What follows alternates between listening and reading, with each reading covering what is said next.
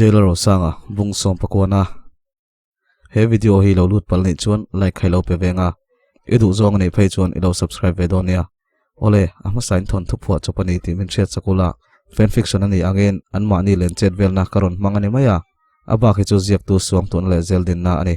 thu takla taka min lo ngai saklo turin ka gen sa cheu program zo nu chuan rs bike box chuan in phur holein anin lam chun pana an tlan liam thleng chuan camera chuan an tin farenga athim lek lek towa veng pakhat dai velan thlen chuan rs chuan zum ram kan thiar lok tin ading zoya a chak loka chuan zoram ata thian tun chu an lo spot mek chunin a thian pa chuan rs a mu che chu khu enro ati chul mai zoram a thian pa jok chu a kai to chap chap le maya rs chu kut zuk thak ngal mai por shelo ma se zoram ro a thluak ala film kara an rin hlel lo na tur hun rem chang ani ti shein azukal chil ngala ma felibula chuan azukal ma feli chuan alo hlau ru hle maya lo thon mel do chuan rs ati chuwa rs chu ron hoilet wat thianpa helam lama engein ti ati chuan hei kan ti ve zoya idu lo viau na chu min lo hrethiam ro ma fel hi thla kan lak pui chak lutuka ati chuan rs chu anui maya mi pa hi chu han ti vele zeu te om thina lom ma se thalo tak tak ania regular hian ti loila ti in la thian tak chuan a hrila zorama chuan a thian pa chu a kau thla chun lak puya ma fele chuan an rim chu a ti hlei thei meu lo a uak lo chu ani rs chuan hei kan man mo dewa kan kaldon enjoy ro tin bike a chuan a chuanga zorama chuan enge mani jang kha in bo zuem tin a zot le rs chuan soi chua chu du lo hle na an zot meu mai sia nia hei fir chu kan theluta an chui ve zelang tina changa zorama chuan hliminen inin biem enge khami zan ba kha chu kanin mutawak lawa nate nei lo mo ati chuan ma fele chuan a thik ti hriat takin rs chu mel reng rs chuan zorama ron lan hun chu hun lawati hle mai rang zethian ani po thai thianpa kanin bele donia kan kalphut o tin atha zorama chuan ti fuin ti takin ole kedi pokan honi mai thi in a thla ve boka ma fili chuan rs chu bedu mi alawa rs chuan a lung oi lo ti hriain enge ngoi renga athu soi wang khaim ni zoi sap chuna tia ma fili chuan a ho engma ka soi pai lo ati deuh mak rs chuan om dana thiam lo hle a zorama ron langkher kher chu hun lo ti tak zet kong tlon chuan anin thlem ani deuh bera rs chuan englo ania mania buaina kan to ka tin buainan to dan zong zong chu a soi chuak veka ma fele chuan angai to len hun ho le maya chungte chu eng wangin ngai min hril lo tin chu buaina chuan eng tin nge hlimhlimi chu lo tel ve thei tin a zot le khera rs chuan hlimhlimi a accident thun ron soi wanga chu tianga man mo taka watlan ani thu te chu hril le chuan ma fele chu ngoi wanga rs ngun takini ngai toem ati zoi supa rs chuan eng ti zongin mo tia zot let fatin ma fele chuan hlimhlimi a accident tia anron soi chuan hlimhlimi ne na inin bodan hretu ni ti chiang khop mai he thil hi in mel hriat lo de atangin ani theilo hlimhlimi mel hriat thatak emo mel hriat thatak emo anin rolang in phiaruk na telani uluk takin ngai to te tin angai to na chu akal thui hle rs chuan ani don mo chu tiang zong chon kalo ngai tu mi lo tuna hian police nan chui me ka chak takin man la zela an chui chuak wat tura ngai la min ngai tu reng suang che atilea in chun thlenga rs chuan karon lut lo mayang ka thlen vele karon kolang che atia ma fel chu engma soi loina lut ngal mak an veng lam pan chuan chak takin atlana a hun kal to le a boina to sang chu ngai to le ta tunge ni thayang ka mel hriat te a chu tiang e mema ka thina tur du hial khopa min hotu chu anom theilawang hlimhlimi lam ani nge yang tin hlimhlimi te na chuan len ngei tha in a hria tin taite lo ho hun tur te po chu zo chiana an pania wakal chu aduni chumi zan chuan ma fil chuan rs chu a bedu mi alawa hlimhlimi ne na anin bele chu alom lawa chuai ma chuan chu tianga buaina lian thama tok chungpua engma hril du lo chu alungoi lo ani are sa chuan thupa join message tam takan hu chia chuti chung chuan voi khat po ma feli chuan a reply lo are sa relu chu ha hle a le lama ama boina chungchang ngai toina buaya tin ma feli lungoi lo the mangai boxi engtin nge tiang angai to na chu buai ve map mai taite chu bering ngota taite chuan naktuk hian karon hodona atuk vela chuan kaman mayang zana kan veleng don nia ti in lo changa are sa chuan ma feli ne na an that lo thu te chu a shil mol mol boka taite chuan mai chei chu hriat thiam an ngai va betluk luk lo la han ngak deula naktu ka zia ve mayang hei min ron lenga nakina kanin bele don nia ti in phone chun da le ria chumi san chu are sa chu kul ve de ruya ma se achung ta hriat ti lanero adu chuang lo lim tak ang chuna om thawa ma se ina han om ngut chu nuamati lo wangin andor khar alahun lo boka andor lama chuan achuka andor bathara chuan bathu chuakin gitar chu pera azai re riaya angai to na chu lak pe na tumani aril ru ha deu chuan gospel hi asadai zela chu chuan a chok thini na hriani lomna tlang ti chu saria riaya harsa mang an buaina she om na ten min bo dam su ko sak lung kham wangin karum fo tri lungai ka omin lalpan min ngai tua tri lung o na tang thoveng boruak min hiti tri kalalle ka pathian om reng lo ni tunge silfia mi an ron kal le deu ta ka chuan ama chu valut ve lein an buai le nak nak towa thlan ron lak pui le bok chung vel chuan angai to na te po chu lapengin awa uang le to hle a an dora thokte le customer ten en chuan in fiamin an rile hluk to ma feli churu ma chuan omin are salaka chuan a lungoi lo hle a message te chu enin a reply chak viawa ma se chu tiangang thil lian tham alaka lo zep chu angai dam thaingang lo ani are san ka ngai to wang chain ka hril lo che eril ru ha ka hlawa ka chung te po tu ma ka hril lo min ring ro ati te chu a chiar nona a chiar non thin nia do ta hril chu ring lo ma se engkima a har sat na to te hril ve thin turin a du ni tin a hun local tura ngai tua kan ruam man na kal thui ni chuan ram hroi tu ni hun te ala om mai thaya chu tiang tura campaign a ngai hun ala om dona chu huna chuan are samang tangkai angin mitam takin min soi du dona tin ka hna le ngai zong nei chu ain rem don si lo nu pa kan ni to te ni ngot lo chuan tuna kan in ti thiam lo hi hun rem changa lain kan in kar hi ka ti top mai don em ni ti na ngai tu neu newa aril ru chin sual na sa le are sa chuan message sam takaron hot chia to a ma fele chuan a vai chuan a chiar vek ma se pakhat ma chu reply lo are sa po chuan aron text to big lawa ma fele chu muda chuak thai meu lo khoma chuan amumeng kar renga voin lama an hun ton limom takte ngai to le tin machine hi haute te wangin kan hlima haute wang bokin kan lunga ya kan lim lo thina ni hi engpo ni se naktuk jing ni chuakin kanin kara thil thajok ala ron thlen mana tin chu zan re vong vong chu amut san vele ta ani lim limile pui ruata chu an pathum chuan bazara chuan lut khomin ruata chuan lim limitena choi khoma rot tlata lim limi chuan zanin an la ron leng don lo ati po chuan o an ron len hun tur sei du lawa zanin po ni thut thei engma hriatani lo chu lawa i komsia dor kharte hi phal si lawa in ti hlim na hun po kan nei ve ngai lo ti hian hun rem chang zona ngai tin choi khom chu ati lui tlata pui chuan choi khom hrim hrim chu pei lo viawa ma se tai te ten ron kala ren ruk ve dewa wang chuan akal ve maya voin lama tai te aron ho ti hrebok nen ma se chu zan chuan rs le tai te reng reng chun ron lang lo ruata ber chu lung oi lawa atum le bur to a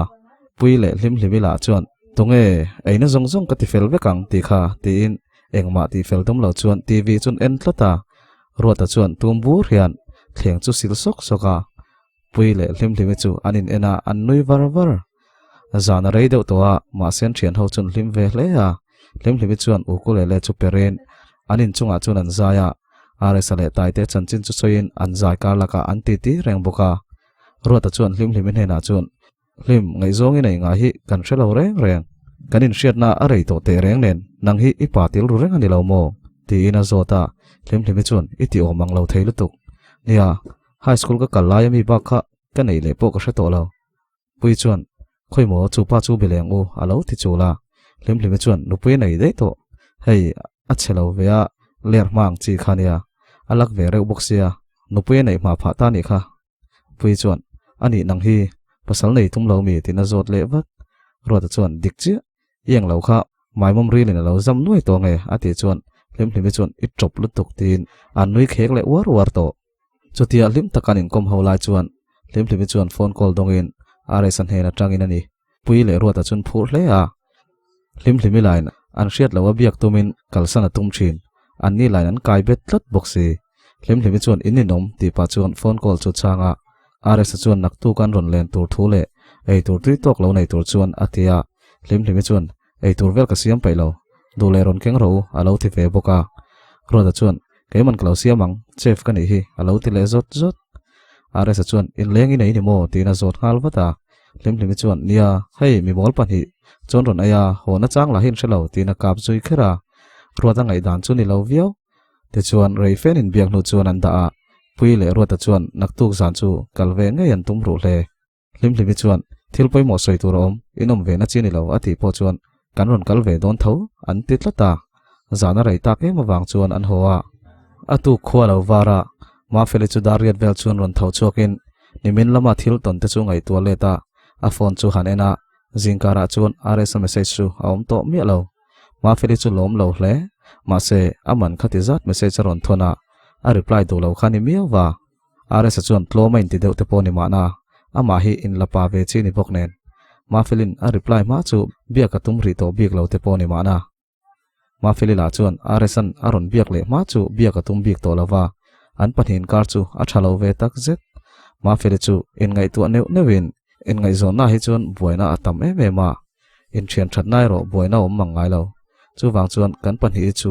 in thian tura piang kan ni niang tin kanin kar chu to pri mai se thian angin hlim takin kanin kom thei zo kang tin angai tu na chu a kom neu newa chu tianga mani boya an boi noi kara chuan icon top 10 whatsapp group a chuan kimkiman a birthday lompui turin a thian the ho chu a som veka kalvek po an tum hle an phur tlang to ni ma felipo chuan kal nge atuma tin a thian hai vai te le icon top 10 du sak tu sang te po chu a som veka icon ho chu kim taka kalvek an tumani are sale tai te chuan chapchar ku tami turatan shooting ten nei duna chu mini ni leng chuan anin zuya zan lama hlim hlimite in lama kaldun an tumbok police station lama po vakalin an malak dan le an thlen chin te an vazota police ho chuan boina an to na mun te va en felin tin chu mi venga boina siamang chi le khom kheisan lak te po an ma ni an ni le ni lo chik takin kan ena in thian nu khan an thala ka en zel boka kan rin dan chuan hemi venga mi hi an ni lo ni kan ring taber engpo ni se thei top kan chua zelang ngai thadewin lom ro tin anin tha are sa chuan taite chu choya som ngala taite po chuan a ve mai boka dariat vel chuan hlim hlimite in lampan chuan an chuak duna hlim hlimi chu ama chawina oma pui kha an chung kon boi dewa wangin a kal theile silawa pui theilo chuan ruatala hona tura nei don silo kal ve chak tak chuan a kal theilawa alung oi lo chu ati taw na saviawa ma se ruata ti taw ve te mai zong rei dei le don lo ti chu an chiang na sa sia enga an ngei sak pai vel lawani kar khata voi thum tala ti taw lo chuan an ma ni zo khen sheuman ti thin dariat le chan ve vela taite le are sa chuan hlim hlimi in chuan thlenga hlim hlimi chuan tv lo enin alo thuwa kongkan ron kik dat data hlim hlimi chuan tu dangan ni ring to lo asam vel chu tuai thuakin ruma tan lut le zuaya dar thalanga avain en le lok are sa chu ron aw hlim hlimi chuan karon hong don ti in man mo takin a phaya hlim hlimi chuan are sa le taite a mu chia chu alai ve hle a ma se lai angalan chu atum lo viawa lo lut ro ti pa chuan anui sen sena are sa le taite chu an uang lut viawa are sa chuan kha I mai kha aporwal lawania atilut ngal hlim hlim chuan I do he dar thlanga kain envek ati ve ngal are sa chuan kha ka soilok reng khamo arai chan chu dar thlang ma avein chei phutan yang kati reng kha aloti taite chulo noi varvara hlim hlim chuan I do he ka vein chei kherlo tin an nui ve suk an thut lu nu rai vak lawa chuan are sa chuan khoi mo ei tur chu I lo vein buat sai lo em ve tira fiam zui le hlim hlim chuan dora tanga ka ho na pola rei lo chu lawa nangma nin rodin ken ro kati kha alo ti ve vat taite po chuan an pani in ngam na le fiam thu chu man ve ngal vatin anin fiam ho dar dara rei tok tak anom nu chuan an thil ton chon soi ho ta are sa chuan ma feli soyang khan arin dan chu soi kai chhota zela hlim hlim le taite hne na chuan ka ngai tua kan buaina ton dan kha hlim hlimin kidnap phota chumi zo keima min ron kol le a ka thian te a hian hlim hlim ne na kadin biak thin hra chiang tu chu moi moi ani maya hlim hlim po hi thil soi dar chi vakani lo ti chianga chu wang chuan kan panin kanin kom thina kanin nel hle ni ti hria hi tam takanom theilo chu wang chuan hlim hlim I thria ne mo I kom ngai vak lo nangma ngei deuh tu chei nei ni lo mo ti in thu tak deuh chuan a zota taite chuan ani don take kei tak ngil point inin kom hi ka hrevak mi alo ania han ngai tu teu ati chuar chuara hlim hlim ngai tu na po chu kal thui ve hle are san hena chuan thian hi ka nga lo khop maya chu tiang tu rom chi ka van hrelo tak mel hriat thian tiat chal tur ni che lo chu ka nei ve nuala ruat a hi tong du khop maya ani hena tangson an lo hria moni don ni ma se lo hria po ni se kha lamol konsat po khan min lo chang deuh chu tanom kha engemo keima ni pani tum ran hi chu an omani chu lawa kha bong kon konsat kha moi moya wang cho him kan ni khaila shem te in an hun liam to chu soya uluk takin an ngai to let bok ani don take min target chat zel khami jang khan moi moi kha na mu te ro moi moi hian kha pa mel kha ala siang zanin chu leng rei me yang u ani hian enge tiang le kan ko do ne mon le taite chun ron ti ve le khawa are sa chun kan ko lange tin moi moi chu kol ngal moi moi le samsuna chu anin luwa chuan an lo zai du na an lo ri hluka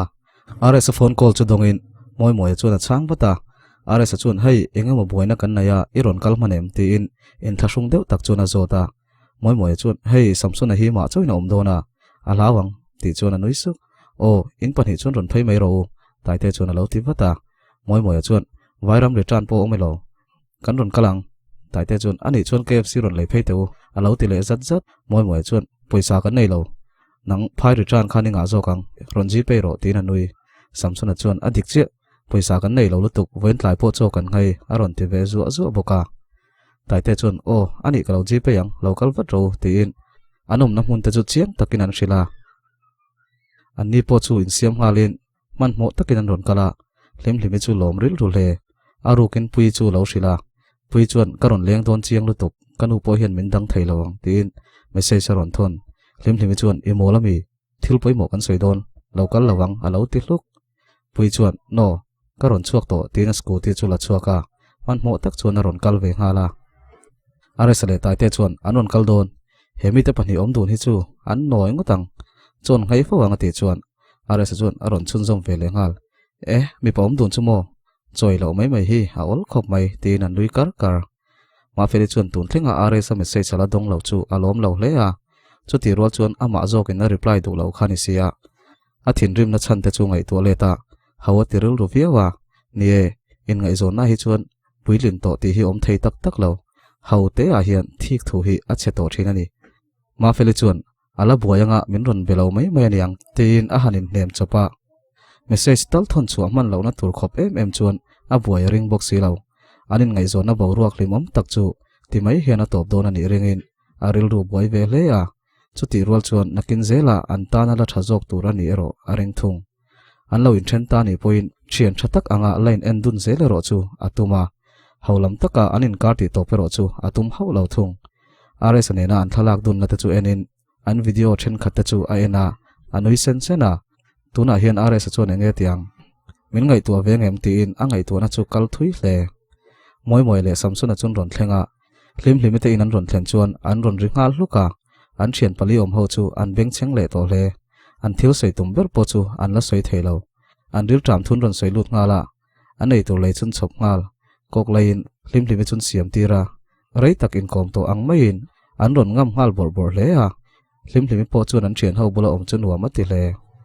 kok vela thlit zo nu chuan ei tur chu an ron chopa kha in tram hlum lo chu ni kha ti in anui sen samsuna chuan hlim chu chelo ti reuh hle a nia mei che mel tha le dum takani reng ani are sapo hian ami zia ta thlengin alom em khania ma felina thik po hi a om ve reng ani ei tur an ei pa chuan an ti mol mola an maluka kim birthday lom hun tur te chu soin an phur tlang to le moi chuan hlim chu som ve ringutin hlim chuan ringuta a birthday nei tu berpon min som lawa local ve ringutila zak thailo min tilu tukang tin an nui dar pui chu ron thleng ve le kongka ron kik moi chuan chu min local ei wat ro alo te le man hlim chuan oi an khong ei thlak e tu pon hu phur tuk in nei lo poin ni lo in siam pe lo ni hi ati chuan samsuna le moi chuin enin an nui suk ringota pui chu ron luta ai kon ho an lo om thap chu oi in omelo ati lu ringot hlim chuan i rian tang kha i ria ta wanga phur lu tuka ron kalini kha tin alo fiam zek pui chuan soi tur om lo emalom ati zoi sup in chunga chuan chawin an zaya anin kap fiama an nui dara reitok takan zai nu chuan pui chuan oi in vain top 10 ho hi kan dora lo leng ru thom hoin du berin ron thlang don ya ati chuan hlim chuan ringota alo ti are sa chuan kha pi ber bok khana phal lo leng alo ti ve le ngal hlim chuan Lalrosang ka phal lo thu ka semi alo ti hluk samsuna chuan kanon kal don ya hun kan nei ve le alo ti ve le ngal pui chuan ai kon ho chu an nelomin an bula om nuam ati hle a atira aza ain a om rai nu chuan an thian ni ve ang mai nei nga ya a phur bera tang thate chun la hawa ruata na mu chuan asa don lutuk hlim le pui chuan chumi hun mol chu ni an nga hlel chu ni moi chuan a hrim enge min ko chan ber chu tin an ko chan chu azot le no tai te chuan e ni don tak tin an buaina to dan te chun soi kai chhota chu tiangang hun to ka hlim engma hril lo chu makati hle a moi chuan khami zana mi kha chu ka mu chianga ma se mel kha ka mu le lo chuan ka hre mai to lawang atia hlim en chuan number te in pe in an thian ho chuan chui chu nge an tumani an ho nu chuan are sa chuan ma fele chu ka biang nge belawang ti nai ngai tu na sa ko lo bok chuan amu ve le ta an pani chuan in bechak tak in bedu lo ve chuan an mumeng kar renga he an boina wang hian an pani in ngai zona boruak hi a top mayang em ole khati zong khanile sela ngai thatu te zong chunga klo me chuanin ala sikla si mani pakhat kan play liang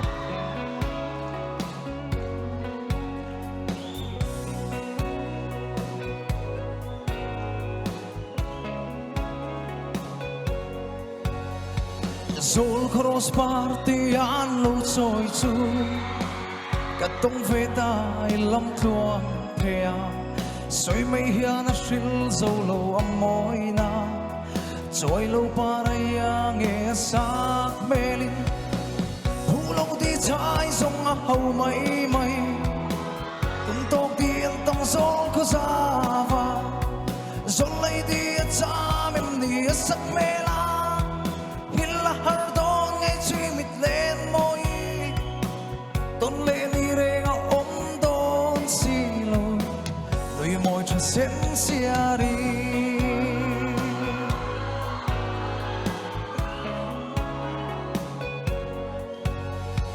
cảm mong ngày na bia thu xil về la anh tin chuan min lâu chang về mò mà sẽ min đón về nhà na môi xì lôi châu ruộng lâu lên in nó her xia về hu lâu đi trái sông hầu mây tung tóc điện tâm gió có ra và gió lấy đi cha mềm nỉ sắc mê la nhìn là har đón ngay truy mịt lên môi tôn lên đi re ngọ ôm đón xì lôi người môi cha sen xia đi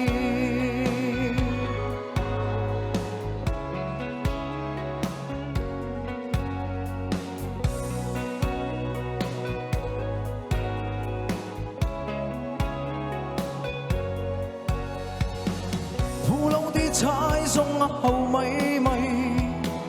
tung tóc điện tâm gió có ra và Zon lấy đi cha mềm đi sắc mê la hi la har don nghe chuyện mịt lên môi tôn lên đi re ngõ ôm đón xì lô tùy môi cho sen